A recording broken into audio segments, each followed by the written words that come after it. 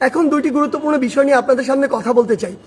একটি বিষয় হচ্ছে যে আমরা দেখছি গতকালকে থেকে বাংলাদেশের বিভিন্ন জায়গায় ঢাকা শহর থেকে শুরু করে বিভিন্ন অপ্রত্যাশিত ঘটনা ঘটছে, সহিংসতার ঘটনা আমরা শুনতে পাচ্ছি।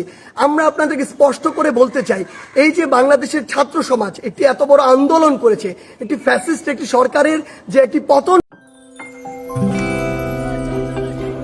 আপনাদেরকে ডাবল সুবিধার গল্প বলতে আসলাম। আচ্ছা তুমি আগে বলো। বিকাশে কম খরচে ক্যাশ আউটের লিমিট বেড়ে 25-এর ডাবল 50,000। প্রিয় এজেন্টও ডাবল।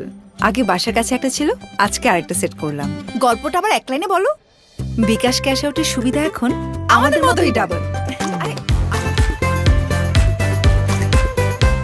ঘটিয়েছে সেটি আমরা এই কারণে করিনি যে একজন নির্যাতক চলে যাবে আরেকজন নির্যাতক এসে সেই জায়গাটি নিবে, এটি আমরা আমাদের জায়গা থেকে কোনোদিনও মানব না। বরং এই যে নির্যাতনের যে প্রসেসটি রয়েছে, যে সিস্টেমটি রয়েছে, এই সিস্টেমটি ছাত্র সমাজ বা বর্তমান বাংলাদেশের যে প্রজন্ম তারা চায় না। সেই নির্যাতনের সিস্টেমটি চেঞ্জ করার জন্য আমরা আমাদের এই আন্দোলনটি করেছি, এই অভ্যুত্থানটি ঘটিয়েছি পুরো বাংলাদেশের মানুষকে নিয়ে।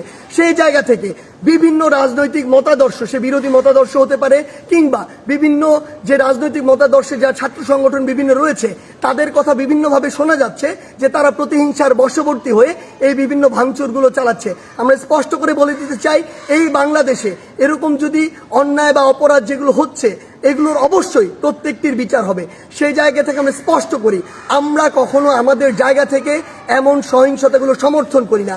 একটি দল 15-16 বছর ধরে বাংলাদেশে এই একটি রেজিম চালিয়েছে, একটি যে স্বৈরাচারী ব্যবস্থা চালিয়েছে, আবার কেউ এসে যদি এটি চালায় তাহলে আসলে পরিবর্তনটা হলো কি, লাভটি হলো কি? আমাদের প্রত্যাশার সাথে এটা কোনোদিন প্রাসঙ্গিক হয়? কখনো হয় না। তাই আমাদেরকে এটা আমাদের কাজের মাধ্যমে প্রকাশ করতে হবে যে আমরা যে বাংলাদেশের স্বপ্ন দেখি সেটি আসলে আমরা সত্যি করতে চাই।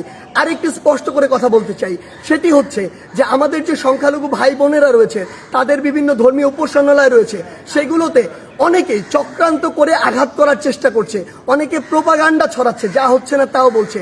সেই জায়গা থেকে আমাদের সকলকে, সকল ধর্মের বর্ণের সকলকে এই দায়িত্ব নিতে হবে যে আমাদের যে ভাই বোনেরা এটি শিকার হচ্ছে তাদেরকে আমাদের প্রোটেক্ট করতে হবে। একটি জিনিস মনে রাখবেন, 1971 যখন বাংলাদেশ স্বাধীন হয়েছিল কোনো নির্দিষ্ট ধর্মের মানুষের কারণে স্বাধীন হয়নি।